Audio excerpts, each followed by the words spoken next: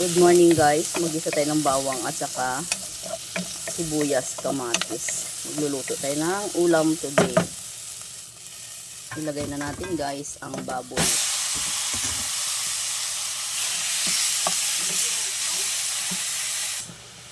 Ayan guys, nilagay ko na rin yung bagoong.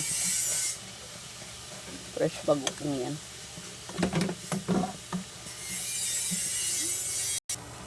Lagyan natin guys ng cubes. 4 cubes. Saka pamintang powder.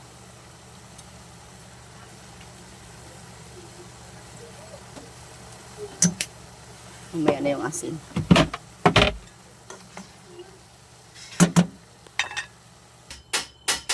Na guys, nilagay ko na yung unang piga ng gata.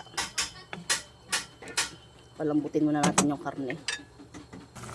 Ilagay na natin guys yung gata na pangalawa. Ay, yung kakang gata pala. Una.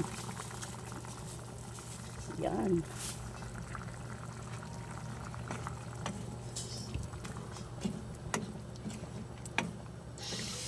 Haluin muna natin. Tapos pakuluan uli.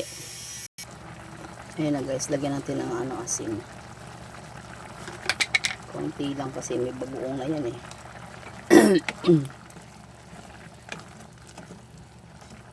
Sarap na. Lagyan natin ng yan, gulay.